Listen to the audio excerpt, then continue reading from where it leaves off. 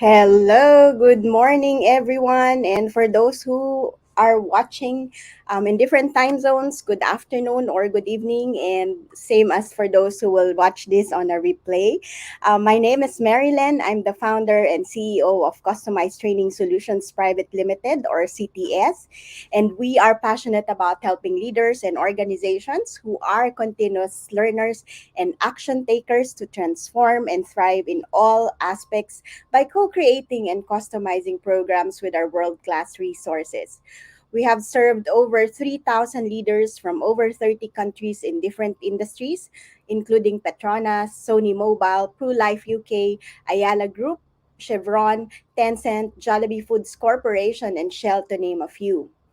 Experts say that the pandemic will last for the next 3 to 5 years. And this is why we are organizing several interventions, including this interview, to help leaders who don't know how to stay relevant and adapt to the next normal, those who find it stressful to lead and ensure performance of a remote team, and for those who are afraid that they can't keep their team or their business. So to stay relevant, continue to lead effectively, do um, connect with us and join us in our intervention. So today, it's my great pleasure to introduce our leader. Lee Kai Hong is an optometrist and business owner for over 30 years. He was a simple kampong boy growing up, a self-taught leader and businessman who has served communities, being the past president and current advisor of Singapore Optometric Association, as well as past Vice President of BNI. His style is simplifying things by following his instinct and thinking through on how things are done and thriving through communities. Without so much further ado, I'd like to bring in Kai Hong. Hi, Kai Hong. How are Thank you? you very much, Marilyn. Thank you for the introduction. Um, yes, myself, I've been in optometry for the last 30 plus years. I must say that I'm a very lucky, fortunate person that the journey have always been quite smooth for me. I think it's probably it's God bless or something. My journey have been quite smooth, and even up till today, I can say that my involvement in my practice, my company, is minimal, and then they are still able to move and work flow smoothly without too much of my intervention. So I think I'm a very lucky person in this area. As for Wow, my that's good to know. experiences before, like in year 2003, Mhm, the last leader or president of the Singapore Optometric Association was there for about 27 years. mhm, Then a group of us came together. Then they said, "Hey, Kai Hang, is it all right that you take the lead?" I was like, "Oh goodness, what do I have?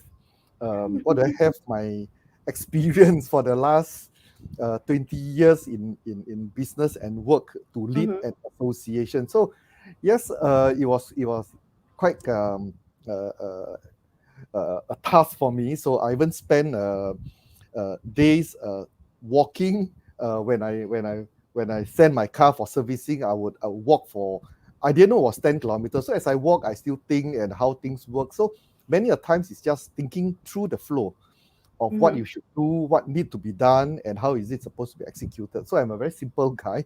I don't have a degree in business. I don't have a degree in leadership. So this is certainly some of the things that I don't have. But so far, I think even the association is also doing quite well. I still mhm, stayed behind with the ones that I handed to, the past presidents as well. So we are still very closely knitted, even the mhm. association. Awesome. Thank you for sharing that with us. At least we have your background in terms of what you have done and as well as your experience in your leadership. Are there like influencers or a favorite leadership style that you would say um, you would have based on how you are actually leading not only the associations that you were part of, but also of the company that you are running right now? Is there like a specific leadership style or probably an influencer that you can share with us? Okay, I suppose the nearest and closest to us will be our Lee Kuan Yew. Mm-hmm. So he's a man of words. So having iron in him, that's what when he delivered the speech. So what he believes is he executes. He have ideas, forward thinking ideas of easily 20, 30 years or even more. So and what he believes is perseverance, move it, let's see what happens in the next step and we will solve it and we move along. So along this line, this is one of the great men that I have encountered, which is our leader Lee Kuan Yew. Yeah. Yes, thank you for sharing that with us. I mean, you've mentioned that Lee Kuan Yew is one of the people or leader that you look up to because of his ideas and moving towards those ideas, or maybe we can call it vision. So, having said that, what is leadership for you? Okay, first of all, um, in order to lead a team, you must know the way. Okay, so if you don't know the way, then don't lead your team to the wrong place. So I suppose it's as simple as that. The word lead means you're getting people behind you. So do you have prior experience? That would be the first thing that you think of. Have you been there, done that? Or or are you somebody that's being parachuted in to take the role? Or is it because you have done a lot of studies, a lot of reading, and knowing what could be um, the hurdles in front of you before you execute it? So I suppose these are the things that's extremely important where you're talking about are you a been there, done that? So usually that is the most valuable. Mm-hmm. So sometimes a lot of leaderships are just because they when they yeah in school they study extremely clever, they go to the next level, they get their scholarship, and then Mm-hmm. they eventually move up to a certain post and to be planted there. So um, it is a different form of leadership in this aspect if you're talking about those parachutists. So yeah, I suppose to be a leader, so you have to identify yourself.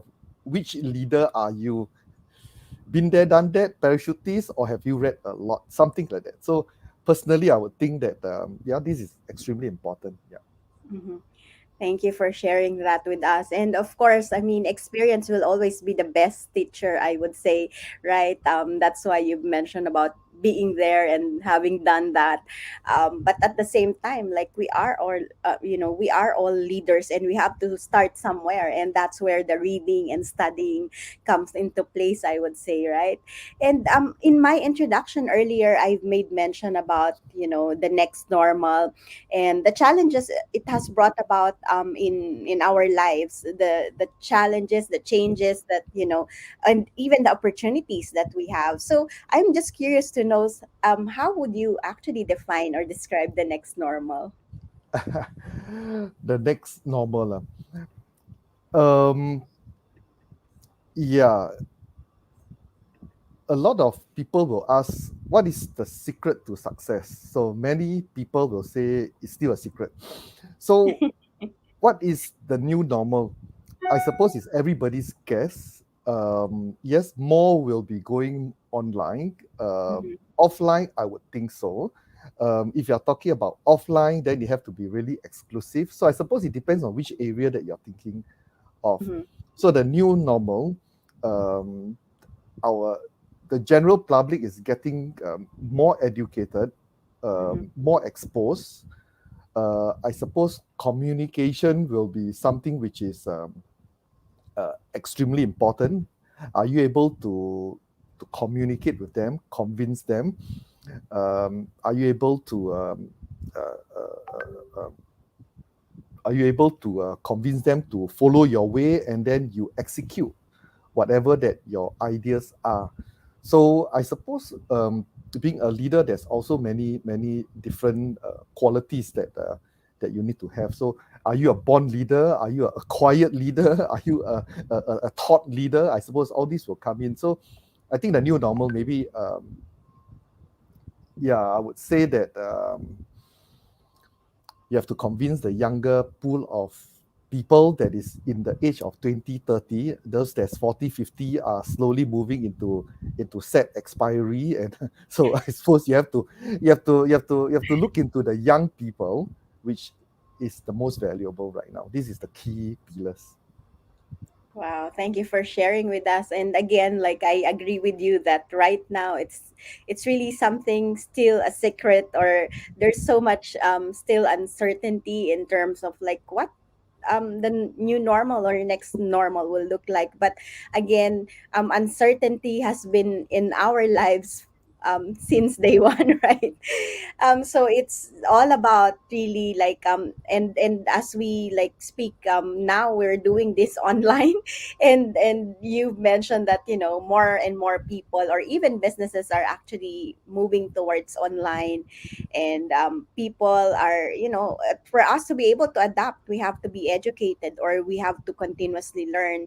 And again, like what you've said as well, communication will be extremely important, especially that we've lost that a bit of that connection, when we used to like tap the back of our colleagues. Like I mean, like in your case, I'm sure you can still do that. um but for some businesses where they have to work remotely, or they have to some do hybrid, right? That's what works now in most cases, where like 50% will go to the office, or they have to like wear masks, they have to like social distance still, even if they work physically in their office, right? So, and that has really changed quite a lot in how we operate and how we work together as well. And definitely communication will be important. And like what you've also said, is that we really have to invest in the younger generation for us to be able to continue to have like successes in the future, right? So having said that, I mean, like we have like of course issues that we face, like as I mean you coming from the military association and running your own business, what would you say will be the top three problems that leaders would normally face? Um, for the business model right now, Mhm, one of the challenges or bigger challenges is that there's a lot of uh, businesses that will have to confront with deep mhm, pocket um, funded businesses like mhm, uh, assuming one like Temasek Holdings mhm, investing millions of dollars into a business mhm, that you are in, conflicting your business. So there's many business that is having deep pockets. So if mhm, you're talking about like these days, you have Grab that comes in, and then they went through Series B, C, and all this, where even a money losing company can be worth billions of dollars. There's a lot of free money involved. So if your business were to be to be on the conflict with this group of people, then yes, it depends on how how emotionally affected will you be. It's like people that comes in, businesses that come in with multi-million dollars, they mhm, allocated a certain amount of money um, in social media, and then to get their mhm, publicity, and then they're able to load in, let's say, talents that they can pay them 10, $20,000 sing a mhm, month and things like that. So if you're a small business owner, somehow you will feel a little bit downsized. So you feel like, oh my God, how come I'm so incapable of doing all these things? When others have deep pocket and they don't have to spend their own money into business, that is mhm, usually the luckiest people. So what are the challenges? The challenges is when you are confronted with a big huge company that's on your front, a storm coming onto you, you still have to fight on. So what are the challenges that business will be looking at? Number one, expenses for small companies. I'm not talking about those in the multi billions where they have investors. So small business like us, SME, small medium enterprise, expenses will be another one, because no one will help you to pay your employee's salary. Uh, Mm-hmm. so your expenses, maybe your purchases will not be as huge as others. You will not be able to have that kind of quantity price. Um, Another challenge for how I feel will be our clientele's demand, because everybody gets cleverer. Everybody, before they engage in something, they want to buy something, they want to know something, they go online. And Mm-hmm. these days, everything is very transparent. So the demand for your clientele or your customers will generally be higher. Where your sources, they may even know. So what is the challenges they are talking about these days will be manpower, expenses, the demand of the the clientels in order to have revenues. Yeah. And thank you for sharing that. And this is again more applicable to small businesses, right? Mm. That are facing or having to compete with like big businesses around them. And of course, it's always like I would say when you've mentioned about expenses and it's more towards how can you actually create a more sustainable or sustainability in business, and that's actually the same probably challenges that both big and small companies are facing, right? Like, how can we keep up? How can we have a more sustainable business? How can we be here for the longest time, right? And continue to serve clients. And because of how, like, the changes and opportunities came in as well, you've mentioned about clientele's demand and like, cli- um, the more changes are coming and the more we move towards online, like what you mentioned, then the demand and the clients or customers do evolve as well, right? And so therefore the demands that they have also do change. So thank you for sharing that. And of course, we will not leave our audience with all these problems without helping them on somehow how can they actually solve it. So and definitely leadership will have like the role to be able to do so. So what do you believe will be the important leadership capabilities or skills that you must have in this next normal to continue to lead effectively? um, I suppose your teammates must be able to see that little IQ, EQ, little intelligence in your leadership first. So if your teammates not able to see that little intelligence in you, able to come up with new, fresh ideas, exciting Mm-hmm. ideas, something that's feasible, then if your teammates don't even follow you, then there's Mm-hmm. almost no such thing as leadership. Mm-hmm. Um, Am I yes, right yeah, to say that what you were saying is really more of like honing your leadership skills? yes, certainly. So they must be able to see something in you, whether Okay. is it the confidence in you, um, able to lead? Are you a very positive person? So if I have a leader in front of me that no, you won't work, no, it's not going to work, then I'm not going to follow that guy. So something you have to be in. You have to be. I think emotionally you have to be. Even if you're not positive, you have to act positive. So many other things I suppose will come in. You must be able to gain respect from your teammates, how flexible you are, what kind of grit, what kind of fighting spirit do you have. Mm-hmm. um, I suppose your communication with them, how relevant they feel, your leadership. I think there's a lot of them, like how flexible Mm-hmm. he must be able to communicate. I suppose all these things of a positive leader, they must be there. So all the negative one, needless to say, maybe the slightest fault that your members have, you scold them, and all this wouldn't work. It's just like how you work together to achieve something bigger. Yeah. Mm-hmm. Okay, I hope I got this right. I'm putting it in the summary. The Oh, team seeing the leadership in you, like the confidence, positivity, and then the flexibility and grit, and of course, being able to stay relevant. And part of that, like what you've mentioned, is really being able to, again, communicate effectively with your team on like what do you expect of them, and like how can you actually move around and work together in harmony, right? certainly, yes, yes. You must be able.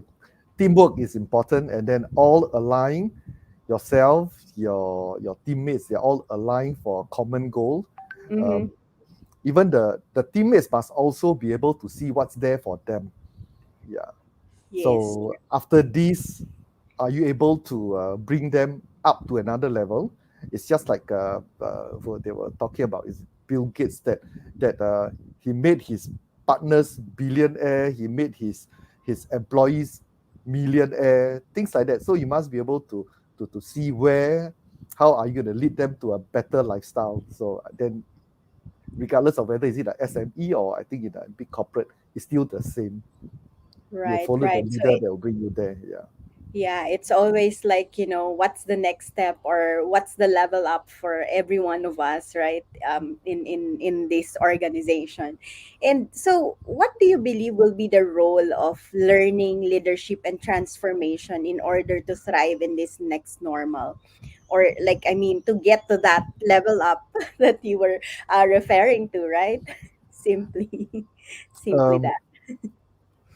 if 20 over 30 years ago, there's a leadership or transformation course, um, I suppose I would have also attended. I'll also go and attend because you will be taking less wrong journey. You'll be likely going the correct steps. You don't have to go through all the trials and error that potentially delay your movement.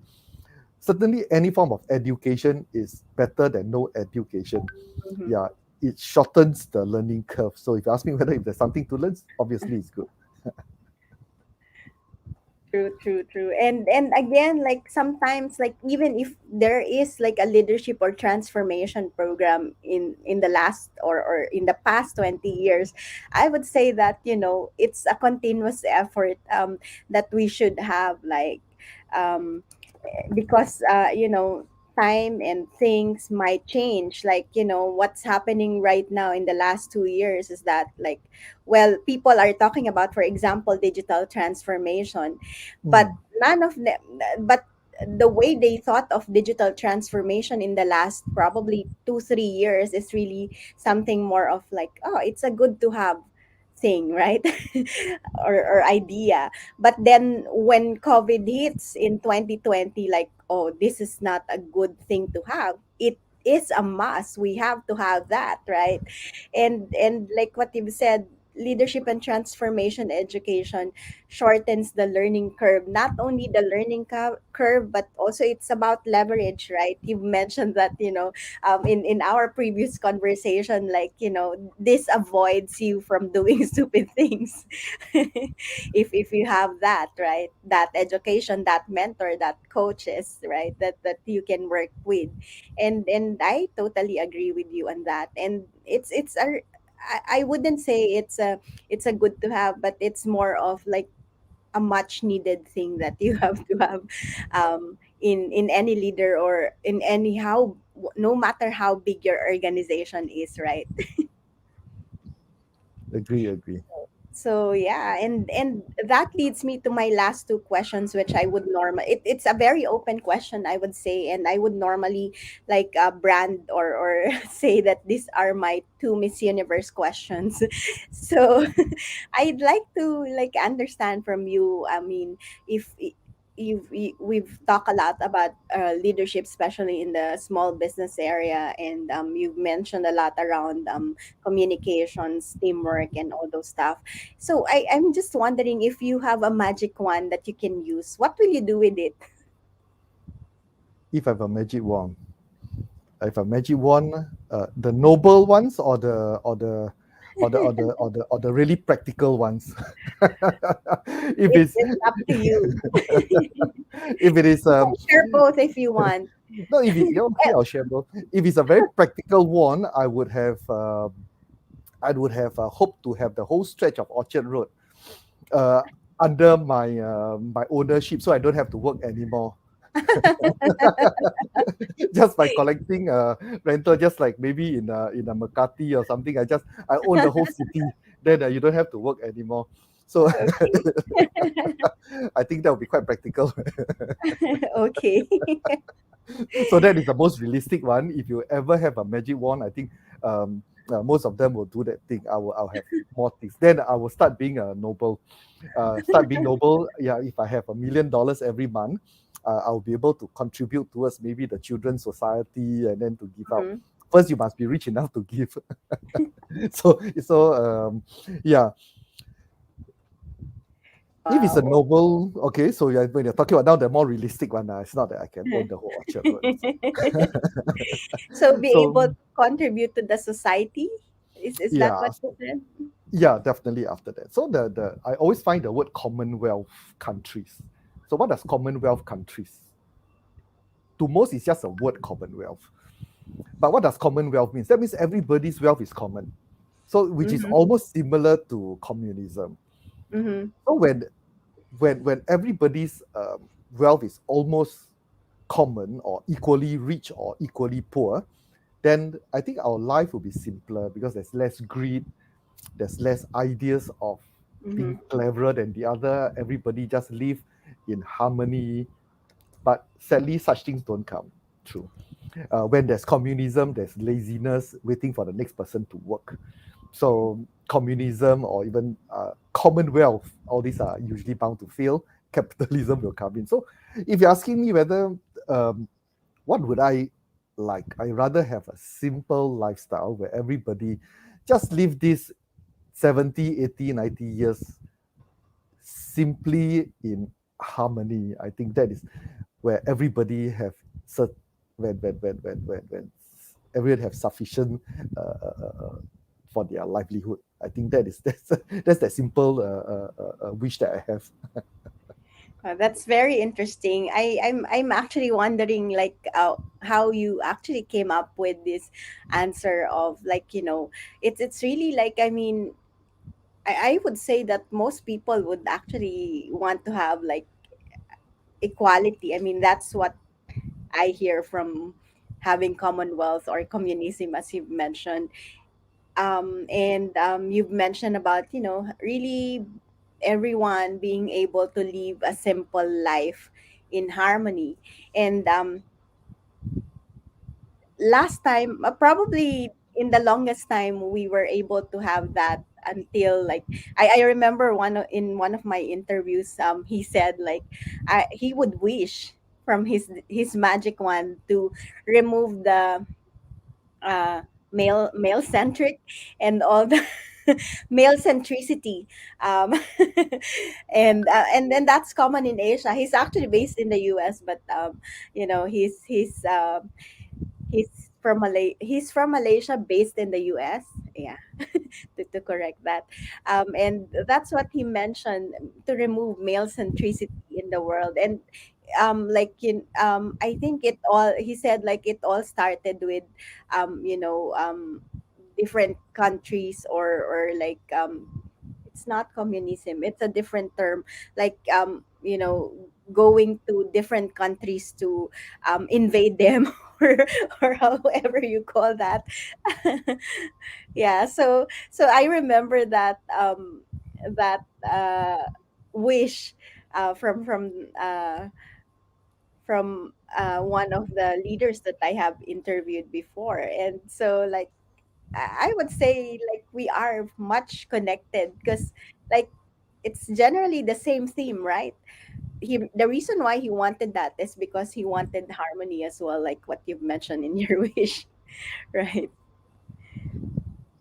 Do you Yes. agree with that? Certainly. Harmony. Peace, no Harmony. war. Yeah, peace, no war. Exactly. And so like I mean you've been in an optometrist and a business owner at the same time for the last 30 years, and you have served communities as well. And based on your wish, this is something that, um evolve people that has evolved or probably matured would wish for, like having simple life harmony. And so I was just I would like to ask from you, before we end this interview, if you were to ask yourself a question that you can best answer, what would it be? Asking myself a question.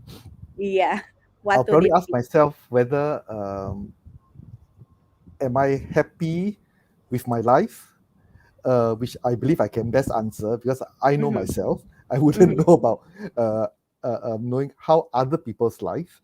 So I would say that the question that I'll ask myself is how happy, how fulfilled is my life right now. So I suppose this will be something that I'll ask myself lah. And do you want to answer it as well? Okay, so yeah, it all started back earlier when you mentioned that a kampong boy. So yes, Mm-hmm, I'm a kampong boy from Bedok. So grown up with the simplest stuff. Seven in a family, one sole breadwinner, my mom and my grandma. So a very simple life. We don't have too much to too much money to spend, which is not extra cash. So, and yes, I'm happy to go into my secondary or high school, and after which I have my experience in the army, which is um, quite exciting. I've done parachuting. Um, I have my fair share of fun and excitement in the army. After which I went into optometry, and optometry is also a very simple. I wouldn't say very simple work. The optometrist outside will kill me. It's a decently easy work in a way that even if I were to go to the Philippines and eye is an eye, I go China and eye is an eye, India and eye is an eye. I don't have to keep upgrading that much. Even when you're talking about the new normal mm-hmm, or the old model, an eye is still an eye. So in a way, it's an essential work. During the darkest period of COVID, we are still able to be open. Our business mm-hmm, still carry on. We are still able to carry on with our life lah. So yes, in terms of being in my industry, I'm quite happy. I've also done my share in my industry. As a family, I have three sensible kids, two married now, one getting married. So I'm not complaining about my life. So if you ask me whether am I happy in my life, I'm certainly quite happy. I have a full team of optometrists in KJ Optometry. They're all fully qualified. I don't have to be too much involved. I don't have to micromanage what they do. Um, the next step will be likely looking at potential outlets that I can grow my next potential. So this is something that I'm actually looking at. So able to bring up maybe the next leader or something like that. So this is my wish and my answer lah. If it Thank does you for answer. sharing with us. I love your answer. And I again, like, we all wanted to be there, be happy, be fulfilled. And mainly again, I'm actually been recently curious, understanding myself and mastering myself recently. And that actually led me to, like, okay, every one of us have a role and purpose in life in this world. And that what actually makes us happy and fulfilled in life, when we get to, fulfill those role, those purpose, and those things that we are created for. And so I'm really happy for you as well, that you find happiness and fulfillment in your journey for the last years, and having to build your family, your business, and helping others as well. So I'm not so sure if what I'm seeing are like really comments or whatnot, but I guess these are people who are watching us. I don't think I would see those from LinkedIn, but I believe these are from I don't know, from Facebook. And so I would like to say hi to Claire and Rhonda Wilk. before we even end this session. And I really appreciate you, sharing with us your experiences, and also your leadership views in this interview. So I really appreciate you for your very straightforward answer, and for sharing with us your, I would say, vulnerable answers as well in the last question that I've asked you. And for our audience, we really appreciate you for being here as well and for watching us. And do connect with us if you need help on leadership, organizational development. Feel free to connect with us. I have flashed my email address as well. Do stay connected and let us know how we can help you. And again, thank you, Kai Hung, for this interview. I hope I'm pronouncing your name properly, by the way. And so, and thank you again, everyone, for joining us. And do let's work together to create more opportunities for everyone, and create the world that we believe in as well. And remember, even the richest investors in the world say that, investing in yourself is the best investment you can ever make in your life. And if your actions create legacy that inspires others to dream more, to learn more, to do more, and become more, then you are an excellent leader. Thank you so much, Kai Hong, and everyone. Thank Stay you very safe. much, Mylan. Thank you. Bye for now. Bye.